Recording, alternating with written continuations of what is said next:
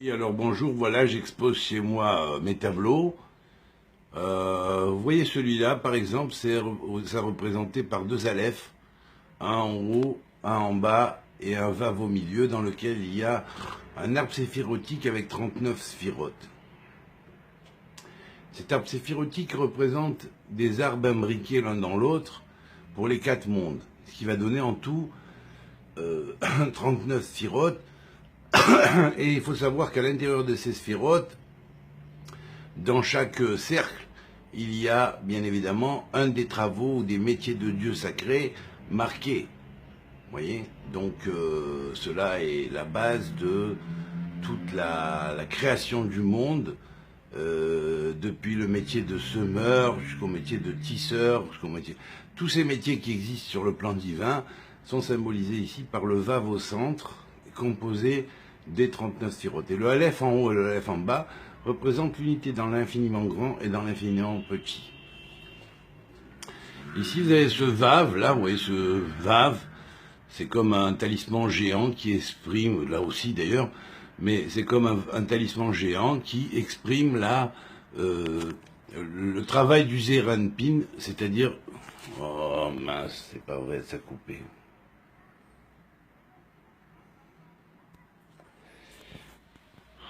Le travail du Zeranpin, le travail du Zeranpin qui est le petit visage qui va œuvrer durant les symboliques des 6 jours de création, qui sont en fait représentés, qui vont représenter le temps divin pour la formation de l'univers, et le Shabbat au centre.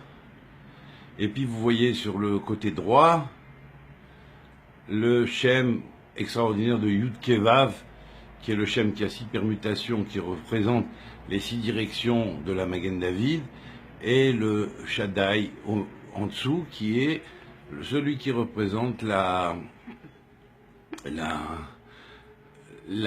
mise des gvoulottes, c'est-à-dire des gvoulottes, des limites à chaque chose. Vous voyez, le Yud Kevavke est marqué, le nom de l'Éternel, en hébreu ancien, c'est-à-dire en hébreu proto-sinaïque, et il est marqué également en proto-sinaïque Anochi, ou Adonai, pardon, Anochi, oui, qui est le nom de Dieu lié au Keter, mais qui va passer ici dans le Zeranpin pour former ce qu'on appellerait le sablier sacré, où s'étend le temps sacré qui va sacraliser tous les temps et les amener finalement à l'éternité. Bon, ça, ce sont des œuvres qui sont plus graphiques. Un grand cercle avec 34 autres cercles après, et qui vont représenter tout ce qu'on appellerait dans la Kabbalah, ce qu'on appelle Radla, Recha, Deloit Yada, et l'extension sur sur les 6 directions de l'espace, qui va représenter la force qui a été donnée à Métatron pour créer sa Merkava et la faire selon le plan exact de la création de base. Vous avez ici la matrice d'un alphabet précis. De cette matrice-là sort l'alphabet de ce qu'on appelle d'Hachem, de l'Éternel. Ici, vous avez une illustration de la sphère de Tiferet, avec ses kélim, on pourrait dire ses récipients, dits Chitzoniim, Pnimiim et Emtsaïim, c'est-à-dire que vous avez 3 arbres séphirotiques à droite, à gauche et en milieu, qui vont représenter l'équilibre du monde. Vous voyez, ces équilibres, ils se trouvent dans le centre du cœur avec le Yud. Et évidemment, c'est la base d'eux-mêmes de la compréhension du Maaseh Merkava. Il y a une représentation ici de l'animal à 4 têtes symbolique qu'on trouve dans le livre d'Ézéchiel. Voilà, donc ici vous avez un grand Aleph, et le nom de cette toile c'est Aleph dans tout et tout dans Aleph. Le tout dans l'Aleph et l'Aleph dans tout, ça représente l'Aleph au début de la création, quand il était symboliquement porteur à la fois du royaume. Vous voyez, le royaume symbolisé par le petit château qu'il y a sur le côté droit en bas, Et les clés du royaume, les clés des portes du royaume, qui est symbolisée par la droite en haut, avec le nom de Yudke au milieu qui fait on joue le rôle de fléau de la balance. Deuxième fléau de la balance, le Vavé juste en face sur la gauche. Et puis évidemment, le cône qui symbolise l'énergie de la lèvre qui évolue en cône, hein, et à la harpe de David symbolisant le royaume et symbolisant que toute la création chante la gloire de Dieu et l'univers qui est porté entre le Ab et le Bas. Vous voyez à côté du calice en bas, au milieu il y a marqué Av, Père, c'est le Père qui donne le calice de la 5e coupe, et puis dans la lèvre et autour de la lèvre, différents schémas tels que l'Arche d'Alliance, la Sefer Torah, la Menorah qui symbolise la connaissance, l'ascension spirituelle vers le monde des premières tables, et en haut, vous avez marqué Esh, feu, parce que la Torah est de feu, et bas, c'est le futur, c'est-à-dire que dans le futur, nous comprendrons cette chose-là quand le Malchut sera délivré.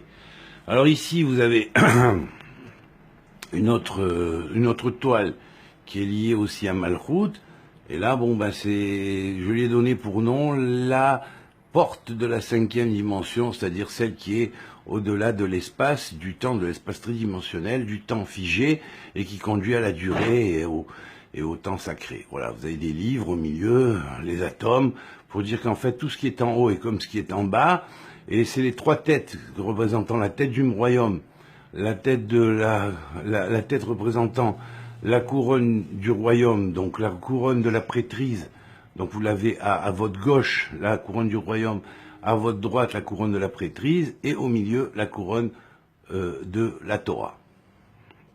Au-dessus, une grande balance pour dire que tout est pesé dans la balance de l'ancien des temps, et l'espèce de point lumineux que vous voyez au centre où convergent plusieurs traits, ça représente justement ce vortex qui s'ouvre pour faire accueillir la 5e dimension. Voilà, alors on continue. Là, vous avez différents graphismes, en l'occurrence le Magen David avec les 12 signes astrologiques autour, avec les noms des partsoufim, des visages divins, avec les correspondances avec le Shem Embet. Ici, vous avez la matrice de la première alphabet, qui était l'alphabet proto-sinaïque. Là, vous avez un autre graphisme que j'ai réalisé, qui représente l'extension du nombre phi, hein, avec son carré d'un cercle, carré d'un cercle, carré d'un cercle, et le cercle divisé en 10 parties pour les 10 sphirotes, et puis d'un autre côté, au milieu, les noms de Dieu correspondant aux différents univers qui sont imbriqués l'un dans l'autre.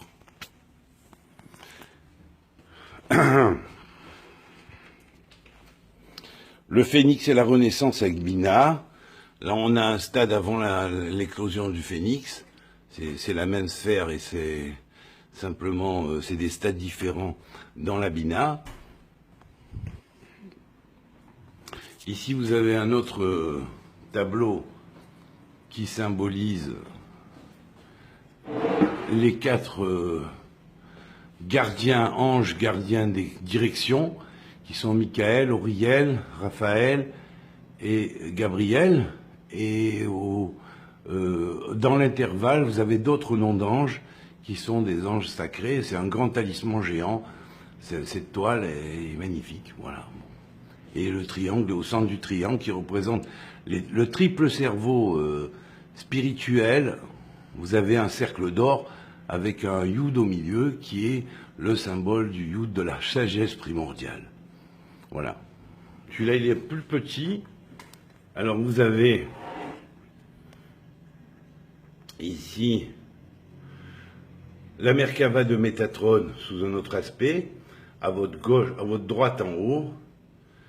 Yaakov en train de prier à votre droite, un peu plus bas au milieu. Et puis la préfiguration du voyage d'Eliezer qui va chercher Rivka, qui sera la porteuse ensuite de la continuité du peuple d'Israël, et en bas, David qui va être le gardien de son troupeau. Et ça, vous avez l'ouverture de la prière et le chesed, la bonté de la prière. Et tout est, vous voyez, il y a les 3 couronnes en haut aussi. Il y a le royaume symbolisé par le petit château. Il y a la coupe et les clés pour dire qu'en fait,